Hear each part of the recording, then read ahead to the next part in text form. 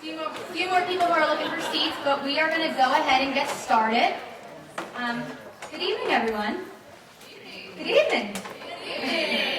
Welcome to TEDx Lebow, you guys. My name is Caitlin Grady. I'm the Associate Director of Undergraduate Programs and Recruitment here at the Lebow College of Business. To kick off our event, I want to introduce Dr. Brian Ellis, our Associate Dean of the Lebow College of Business. So, Brian, come right up.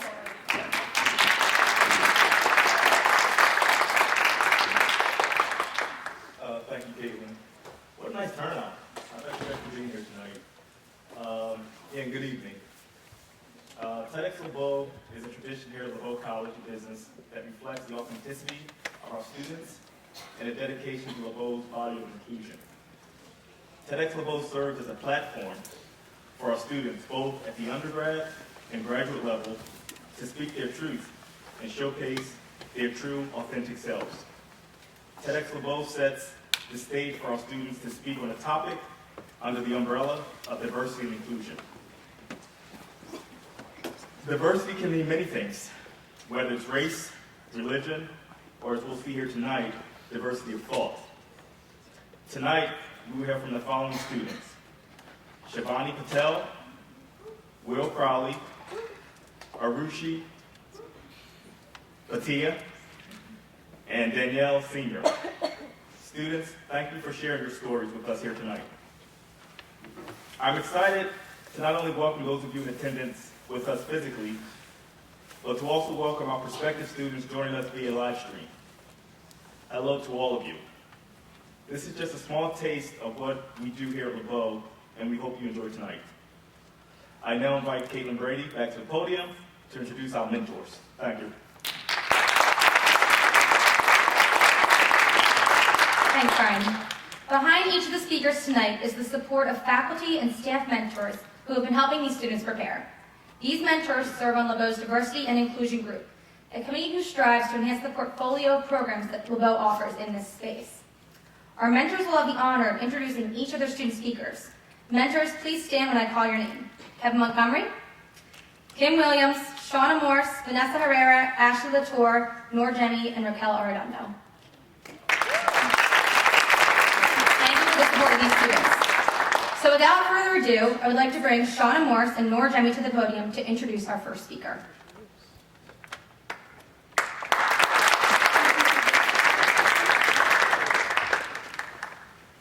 Good evening, everyone. My name is Shauna Morse, and I am an academic advisor in Lebow's Undergraduate Student Services Office. Hi, everyone. My name is Nora Jemmy, and I'm a program manager with the Graduate Student Services. It is our honor to introduce our first speaker, Shivani Patel. Please give her a round of applause. Shivani is a first-year student at the Lebow College of Business studying international business. Shivani will be sharing her perspective on environmental injustice and its profound effects on our communities. Please join us in welcoming Shivani to the stage.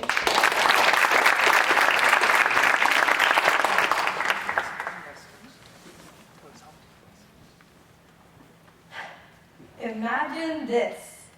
You are a blue-collar worker who found an affordable neighborhood with all these beautiful newly built homes, a newly built school for you to settle down and raise your family. Okay, pause. Let's fast forward now. So it's been some time, you're all moved in, your kids have started school, and you're settled now. Yay, happy family vibes. But turns out that you've been noticing these weird substances emerging in your backyard. And your kids say that they've seen these weird substances in their school playground too. And what's with these weird odors all the time? What the heck, right? So you talk to your neighbors and you decide to go and complain to the city council. The city council conducts an investigation, and turns out that your neighborhood was built right on top of a toxic chemical waste dump. You and your neighbors had no idea about this when you first bought your house. At least now you know why it was so cheap when you first bought it. Because of the toxic chemical waste dump near your house, toxic chemicals have been seeping into your vegetable gardens, infiltrating your groundwater, and polluting your air. Okay, this is too much. You want to get out of here now. You want your money back. You don't want your kids to be growing up in these unsafe conditions. So you and your neighbors decide to go and protest to the state government. But they're not doing too much about this. In the coming years, you learn that the people, especially the women who have been growing up, who have been living in their community and growing up there, have developed reproductive problems. The babies who have been born have birth defects. The kids growing up in the surrounding areas have developed asthma, and there's a very high concentration of cancer in your community. What the heck? This story went from 0 to 100 real quick, huh? I was just talking to you about you and your happy family moving into your nice little home and starting a new school and settling down. And now we're at birth defects and lung cancer? What? Well, this was the reality for the residents of the Love Canal neighborhood in New York during the mid-20th century. It is no coincidence that this specific lower-income working-class community had to deal with the health consequences that came with living near that toxic chemical waste dump. In fact, when many companies are deciding where to locate their hazardous waste facility or their landfill, it is often low-income communities and communities of color that are disproportionately targeted. And you're probably like, hold up, Shivani, Love Canal was 50-some years ago. This is a whole nother era. Things have changed since then. And you know what?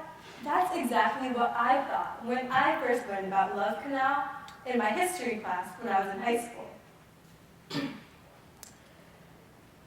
Elcon is a toxic waste facility that came along in our community, which was a big environmental disruption. I am from Falls Township, Pennsylvania, which is a relatively lower income part of Bucks County as a whole. Falls Township and the surrounding areas, such as Tullytown and Bristol Township, have a very high concentration of industrial sites, landfills, chemical waste plants, and freeways. Due to the smog buildup of all of these harmful polluters, many people in the surrounding areas suffer significantly from lung-related diseases such as lung cancer, asthma, and chronic obstructive pulmonary disease.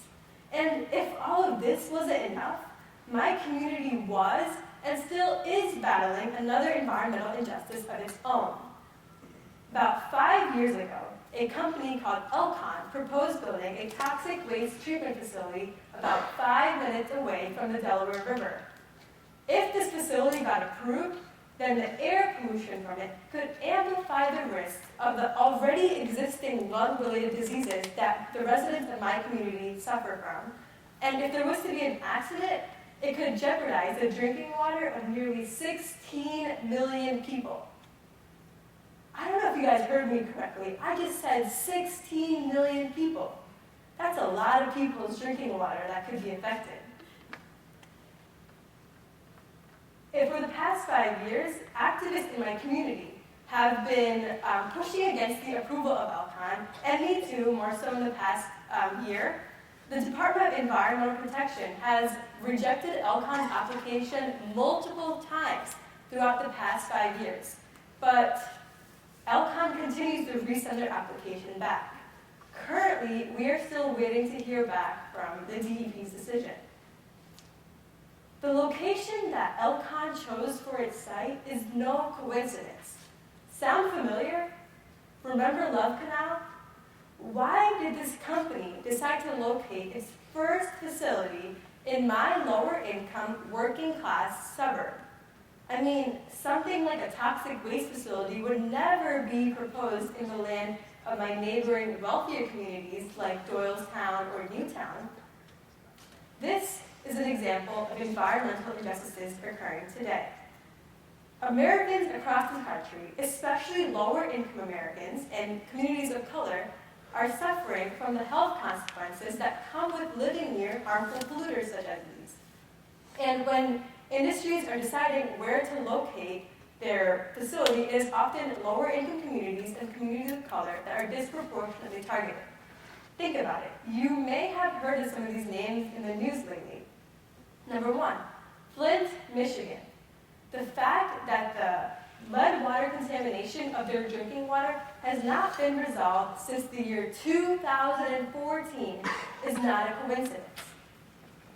Flint is a predominantly black community, and to be 50% to be exact, and it has a very high concentration of lower income Americans. The fact that their issue has not been resolved is not a coincidence. As of January 2019, there are still doubts about the safety of Flint's drinking water. That's been 5 years, and we're going on 6, you guys. 2014 till now. These residents have been dealing with contaminated drinking water. The same thing with Newark, New Jersey. About 50% of Newark's population is African American, and 36% is Hispanic or Latino. Why hasn't the lead water crisis in New Jersey's biggest city been resolved yet? Another one. The indigenous population of Navajo Nation have been dealing with contaminated drinking water due to the industrial uranium mining occurring around them. Why hasn't their water been fixed yet? It's been years now. They've protested, they've complained, and it's still like this. The United States of America is considered a first world country, yet there are entire communities out there that don't have access to clean drinking water. This is not a 50 years ago type of an issue. We have a community on one side in which the air they breathe and the water they drink has no adverse effect on the water, on their health. And that's exactly how it should be. But here we have another community on this side, just a couple miles down the road from this one, in which the children are playing in playgrounds that have arsenic in the soil and people are drinking tap water that contains lead. This is not an issue that should be overlooked. This is about people's lives. And Americans across the country are suffering from the health consequences due to living near these harmful polluters. There's nothing in the United States Constitution that flat out says, okay, here you have the right to clean air, here you have the right to clean air, water, and equal environmental protection. Luckily, there are many states beginning to adopt this type of rights within their own state constitutions. In the state of Pennsylvania, you have that right. You have the right to clean water, you have the right to equal environmental protection, you have the right to clean air. This is exactly what my community used in our fight against Elcon. And you might be thinking right now, okay, Shivani, you just spouted out all this information. What now? Huh? What are you going to do about it? Well, if I had a magic wand, I would probably abracadabra the heck out of all the environmental injustices happening in the entire world. If I had a magic wand, I'd make sure that every community would be breathing clean air, every community would be drinking clean water, and no community would have to suffer from the health consequences that came with their surrounding environment. But, does anyone see a magic wand on me? No. Unfortunately, I don't have a magic wand. But, both people from affected communities and unaffected communities can still come together to stand up for the equal environmental protection of all communities. And I know this sounds very cliche because this is often the solution for everything, right? It's cliche, but it's so important to be aware of what is going on around you. So keep up with the news and go to your local town hall meetings and speak out during public comment if you don't like what you're seeing. This also sounds really cliche, but it's all about the voting process. Elect leaders who will be representing your equal protection, environmental protection. Another thing, college students. You are probably on the search for apartments, or you may be living in an apartment right now, or you're thinking about searching for one. Work with your landlords to make sure that you don't have toxic lead paint on the walls of your building. Make sure that future tenants don't have to deal with bad water quality. Make sure you guys work with creating good water filtration systems in your apartments. Another thing, homeowners. I'm sure your pets or your families or your children, they're out there in your backyard, having a barbecue or rolling around, whatever kids do nowadays. But one thing you guys can do is go out to your local Home Depot or purchase a soil toxicity kit online and check your soil. Check the quality of your soil. Report back to your local town hall. When it comes to trying to protect the rights of other people, when it comes to environmental justice, it is not an issue that can be fixed like this. There's so much you can do, but it's not going to be fixed like this. It's an ongoing resistance. So let's work together to make sure that communities like Love Canal, or Flint, Michigan, or Falls Township, Pennsylvania, don't have to deal with the health consequences that come with living near harmful facilities. Let's work together to make sure that the America of our future receives the environmental justice it so deserves. Thank you for your time. Also, I'm always going to say this. Thank you for coming to the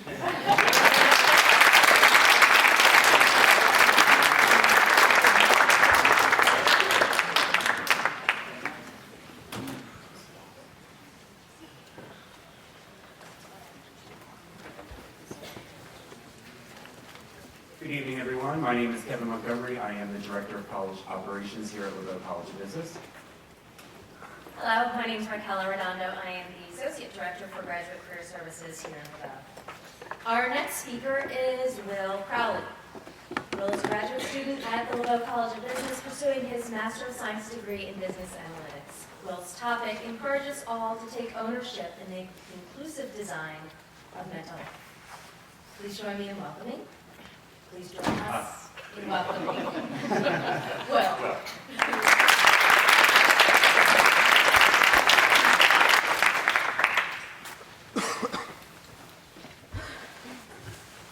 a few years ago on a Tuesday in March, when I had my first appointment with a mental health counselor on campus, and just like we eat right or exercise or try to get some sleep every now and again, I was doing something proactively to work on my overall health. And I knew something I wanted to treat, help it get better before it got worse. This should have been a good thing, right? But my own internal bias around mental health, combined with the external stigma around the topic, had an anxiety-inducing impact on me. What should have been a good, positive experience, instead had me feeling like this. This is an actual photograph of me on that fateful day. Now, I can distinctly remember planning both the timing and the route when I walked to the mental health center that day, in order to minimize any possible human interaction. I arrived on the scene poised to potentially have a positive experience as a professional, but I refused to let that happen. I was antsy, I was looking at the clock, I felt like I was talking to like a chatty weed dealer or something. I was like, get me out of here, I can't be seen with you. I opened the door, ready to plan my escape, and right in the waiting room, this smart girl from econ class that I had a crush on. I thought, I'd just seen Jurassic Park a couple nights before. If I don't move, she won't see me. It turns out this girl's not a dinosaur, but she did actually notice me, and she said, hey, how's it going? Given the context of where we were, I overanalyzed the hell out of my response to that question. I shouted, good, I am so good. I'm doing really well. Looking back on that experience, there's a few questions I have, right? Have I changed? Have I come to terms with how I feel about depression, anxiety, and mental health? Have we changed on college campuses and beyond? And perhaps the most important question of all, is that girl from my econ class still in the waiting room?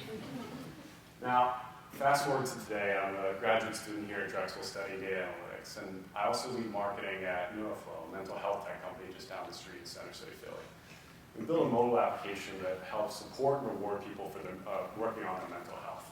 The ultimate goal of bridging the gap between providers and patients when it comes to behavioral health. You know, and just like any tech company, whether it's hardware or software, there's a lot that goes into building the end product, right? How you build it, how you message it, and how you design it. It's an awesome opportunity to build something that thousands or maybe even one day millions of people might use. But with that opportunity comes a responsibility. Responsibility to ensure that no populations or underrepresented groups or cultures are left out of the equation when it comes to innovation, technology, and design. It brings us to the topic of inclusive design. Kat Holmes is the senior UX designer at Google, and she's sort of a thought leader on this topic, and she defines it as designing a diversity of ways to participate in an experience that creates a sense of belonging. I think it's a nice way to sum it up, right? I mean, there's inclusive design all around us, right? I mean, road signs that are built for people regardless of language or reading ability, building entrances for people with physical disabilities, or even kitchen appliances that are built for senior citizens or those with arthritis, right? Inclusive design is important in the products we use every single day. I'd say that importance becomes a necessity when we're talking about healthcare, a field in which, you know, things like costs or cultural competencies or systematic inefficiencies create disparities or barriers to care. Even more so in mental health, where the illness, the element is invisible. Those disparities are just as, if not more prominent. The Agency for Healthcare Research and Quality noted that of all U.S. adults with mental illness, 48% of white patients got services and treatment. That number drops to 31 for African Americans and Hispanics, and 22 for Asians. Now, inclusive design has the power to address these gaps and address these inefficiencies. You know, but when it's not part of the equation, when inclusion isn't part of the discussion, you run the risk of widening the digital health equity gap. And the results could be biased at best or potentially life-threatening at worst. Now, like I said, I'm a marketer, and I'm an absolute sucker for alliteration. So some of the business students might remember from their intro to marketing textbooks, the 4 Ps of marketing, right? I don't see any copyright here, so I'm going to blatantly just rip this off and instead talk about what I call the 4 Ps of inclusive design. And so that's purpose, people, process, and product. We start with purpose, right? The why behind your idea or business. Mental health is simple. I venture to guess that everyone in here, if not personally, perhaps through a friend or a family member, has been touched by the mental health crisis. On top of that, there's a widespread shortage of behavioral health professionals. So that means that access to resources and training and support is an everyday challenge for the millions of people living with mental illness. Now, it's interesting, right, because we talked about bias and exclusion earlier, but these are concepts that depression and anxiety are completely devoid of. They do not care about your age, your gender, your race, your ethnicity, or really any of that. You know, there's some populations we see here that make up the 20,000 people that we support at NeuroFlow. To get some context, that number was 2,000 last year, right? So that's really exciting growth. But with that growth comes more diversity, more underrepresented groups, and more reason as product designers that you can't try to build a one-size-fits-all solution. You need to understand and appreciate the diversity of your users so you can build a product for them and the people that are going to come after them. So how do you do this, right? How do you disengage with these existing but unconscious biases so you can create fair, equitable products for everyone? Well, one of the ways is through professional-led trainings or certifications that focus on cultural awareness and sensitivity. So you can create groups and organizations and teams that can overcome these challenges, right? You know, a few months ago, we had the whole team come in on a Saturday and get trained in mental health first aid. And we're all smiling with our certifications there, but anyone in that picture will tell you that was not an easy day. Had a lot of us feeling vulnerable and uncomfortable. It was important, right? Because you have to understand who you are, your strengths, your weaknesses, so you take those into the products that you're building and design. Now, you can't do this alone. You have to enlist your users to help you identify these biases. And the only way to do that is to talk to them. Surveys, focus groups, user advisory boards, just good old-fashioned phone calls. You've got to empower your end users to help you identify and test any assumptions you might have. These discussions will eventually lead to the products you're building and inform those decisions. Now, we're really excited about some of the features we built in the product to help make mental health resources accessible to everyone. But we'd be kidding ourselves if we thought this was a one-time solution or a quick fix. It's not. Inclusive design needs to evolve as your business, as your product evolves as well.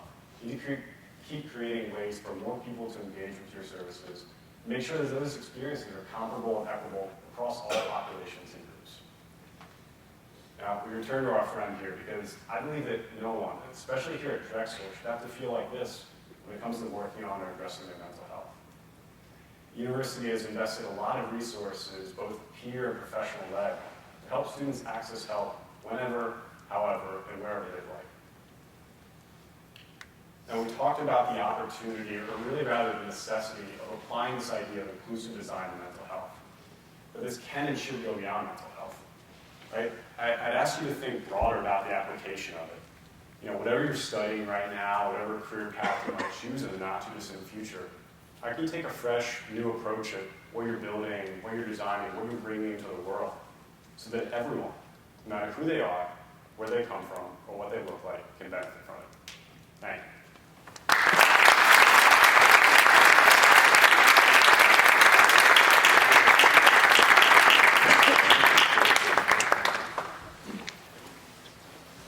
Thank you, Will. It is my pleasure to introduce our next speaker, Arushi Bhatia. Arushi is a first-year student at the Lebow College of Business studying finance. Arushi will share with us her experience working with individuals who are diagnosed with autism. Please join me in welcoming Arushi.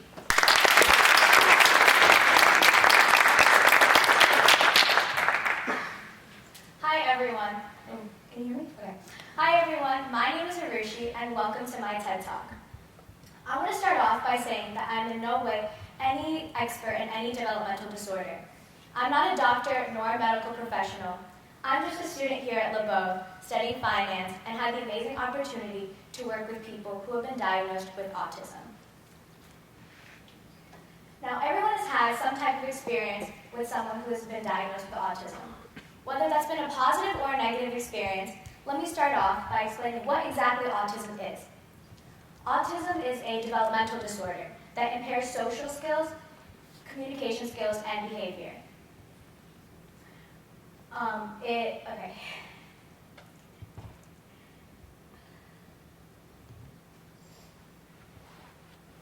In 2019, 1 in 59 children were diagnosed with autism. It is also the most serious developmental disorder growing fastest in the United States today. It is also classified in 3 different levels: highly functioning autism, autism, and severe autism. But I can stand here and I can talk to you about the facts and statistics of autism. But what I really want to talk to you about today is autism on a more personal level, and what we can do to make their lives better and make society a better place for them. Now, anyone who knows me knows that I love to dance. I've been going to dance classes for as long as I can remember. And I've actually been fortunate enough to help younger children at my dance studio. My first interaction with someone who's been diagnosed with autism was at my dance studio. My dance teacher has a daughter named Gia, and she's been diagnosed with autism. And it's because of her that my dance teacher started a class for children diagnosed with autism. On the first day of class, a boy, about 20 years old, walks up to me and introduces himself. His name was Pratik, and he had the biggest smile on his face. When he introduced himself to me, we just started talking as if we'd been best friends our whole lives. And as we began the class and the music turned on, his whole face lit up, and he started dancing, and he was amazing. Pratik will come into every class with lots of enthusiasm and encouragement to help the kids who still had trouble expressing themselves. But what a lot of people didn't know about Pratik is that he was bullied a lot. And I was shocked to hear by some of the lengths that people took to ensure that he felt less valued than a normal human being. Now, why did experiences like what happened to Pratik happen in the first place? It's because people don't understand that all people diagnosed with ASD want is to feel accepted, and they have every right to feel this way. Now, it's cases like Pratik's and other children in that dance studio that I helped that I have a problem when people say the R word. I'm sure you all know what word I'm talking about. Lots of college students and teenagers say it as a joke. And as much as it bothered me, I never said anything. I am just one person. How can just me telling my friends to stop make a difference in the grand scheme of things? Turns out I was wrong. When my friends would say to me in some type of joking manner, I would tell them to just stop or just chill out. Eventually, it got to a point where if they would say it, at least when they were around me, they would catch themselves and not say it. It is then that I realized that although I am just one person, I can still make a difference, and you can make a difference. Spread the word to end the word. Now, I have a question for all of you. Give me a raise of hands. How many of you can sing the alphabet? Yeah, right? Pretty easy, right? Now, how many of you can sing the alphabet backwards? Oh, that's pretty cool, actually. That's pretty impressive. So one of the kids that I helped in my dance studio, his name was Pranav, and he could sing the whole alphabet backwards. I think for an 8 to 10-year-old kid, that was pretty impressive. We definitely underestimate just how smart people with autism actually are. All these people behind me right now have been diagnosed with autism, including Bill Gates and Steve Jobs. Bill Gates was known to have a rocking motion when he talked, and he had a monotone speech pattern. But he ended up becoming the second richest man in the whole world, with a net worth of $104 billion. Steve Jobs was known to have a lack of empathy when talking to others, and he had trouble interacting socially. All these other people, Albert Einstein, Isaac Newton, Tim Burton, Andy Warhol, Jerry Seinfeld, they're all people who have been diagnosed with autism, and they're all some of the most famous scientists, artists, and business people today. But we can't talk about people diagnosed with autism without talking about Temple Grandin. Temple Grandin is a well-known author and speaker of autism today. She is currently a professor at Colorado State University, and she also did a TED Talk on autism, so she's kind of like my inspiration today.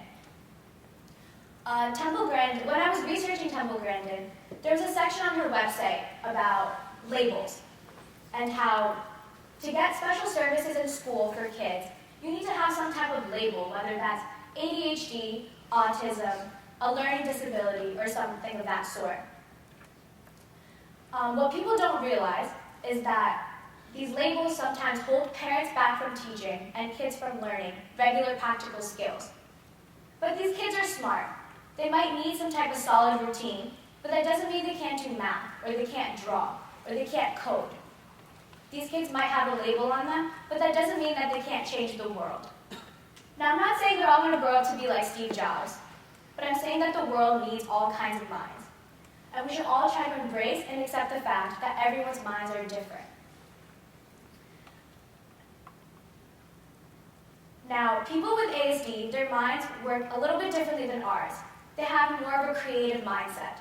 They might not be able to do something simple like conjugate a verb, but they'll be able to code really, really well. We should concentrate on the skills they have and encourage them. That's how they become part of society as an equal. We should make their disability their ability. Now, everyone is guilty of not knowing how to react to somebody who's different than them. And because of that, we sometimes might unintentionally become mean or disrespectful to them. But what we don't realize is that the smallest of compliments or the smallest of talks can have a huge impact on them. It's not harder to talk to someone diagnosed with ASD than to talk to someone who doesn't. Just talk to them. Say hi, ask them how their day is going, ask them if they need help with something. You can make their whole day so much better. And you can make the world a better place by treating them with the normal respect that they deserve. Now, you've heard me talk about all these things. What does it mean to you? Well, that all depends on how you take everything that I've said. We can either forget or we can become aware. The choice is ours and entirely based on the decisions that we make today. My name is Arushi, and thank you for coming to my TED Talk.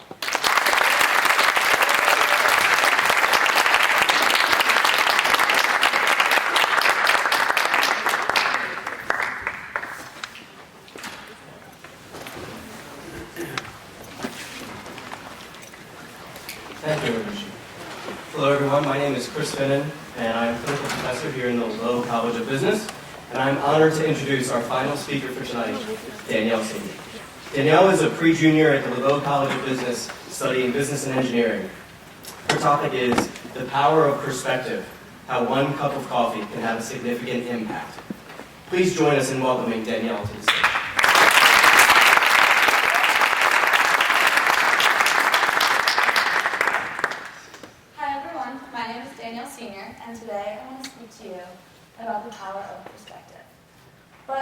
begin, I want to pose a question. I want each of you to think back on your day and begin to name in your head each of the things you spent money on at some point throughout today. I'll give you a couple of seconds. Now, I'm sure many of us had most of the same answers, whether that be your bills, a meal, or that new pair of shoes you've been eyeing up for weeks.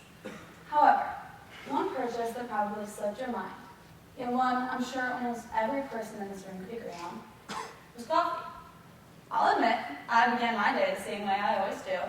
Alarm sounds as the morning light proceeds to beam through my dim apartment windows. My 6 a.m. workout takes place, and I proceed with my day the same way that 170 million other people throughout the country my age and older do, by drinking a nice cup of coffee.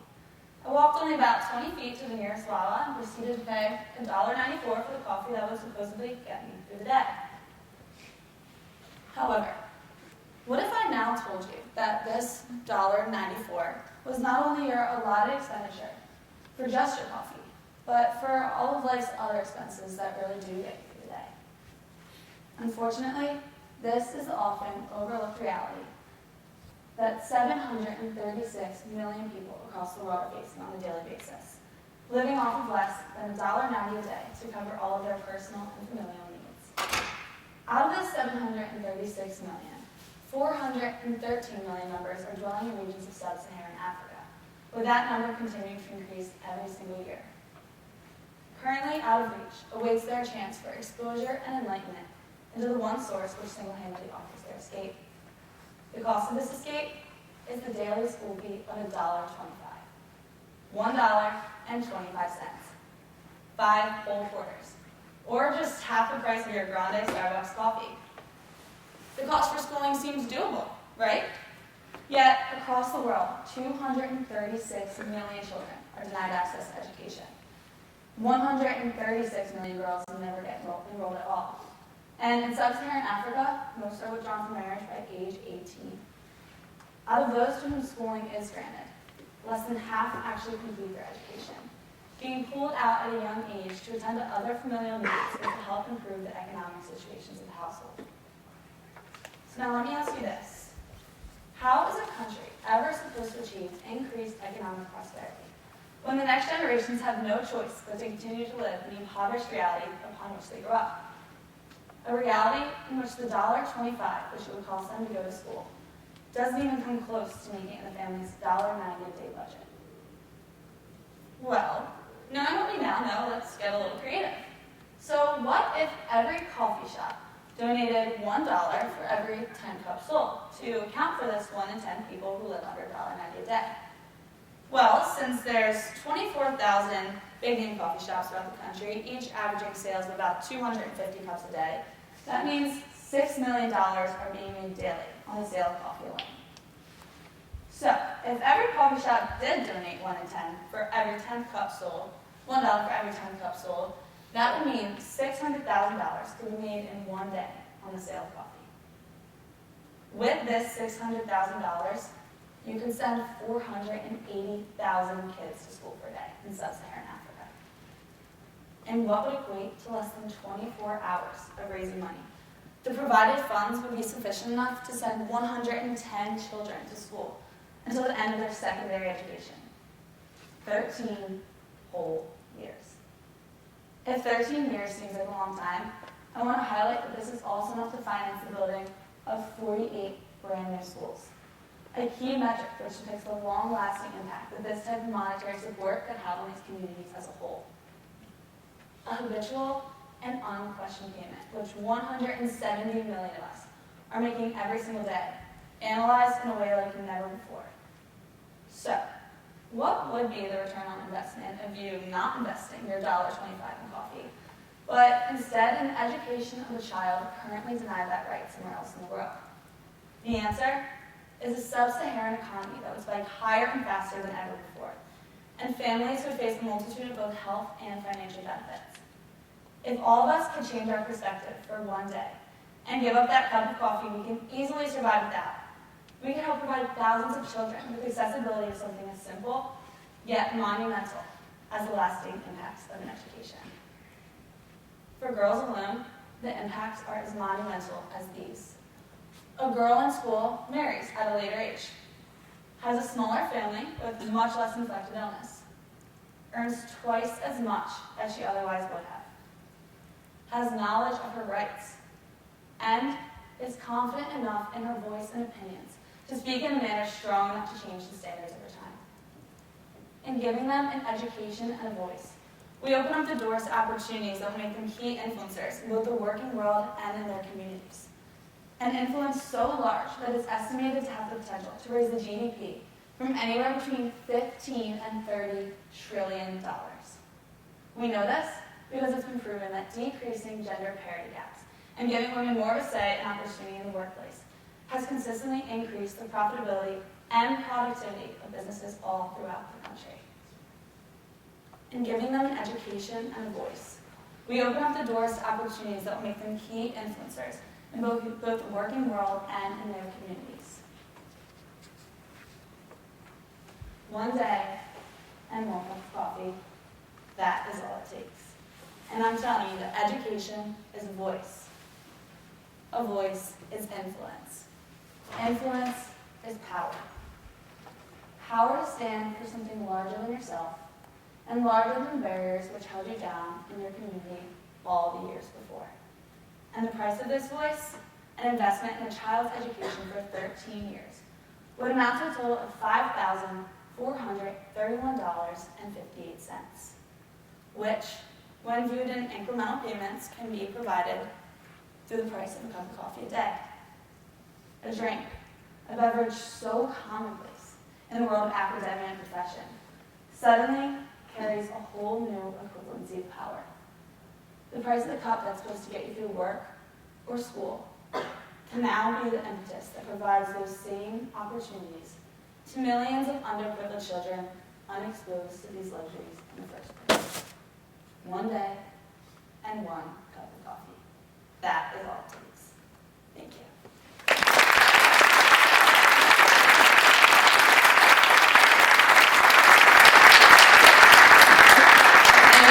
Wow, right?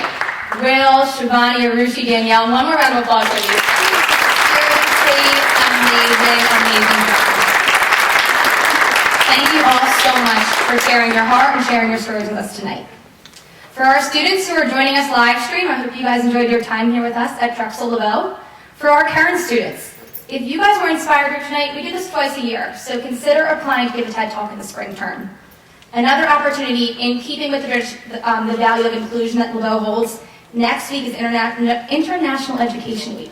And so during your classes on Wednesday, in between your classes, you're going to see some cultural dances in the lobby. Take a minute to pause and kind of soak those in, because really at Lebow, we really do try to provide you guys with so many different diverse and inclusive opportunities for you to take advantage of. So with all that said, I want to thank you guys all so much for joining us tonight. Our program has now ended, and we invite you to network with our speakers. Thanks, and have a great evening.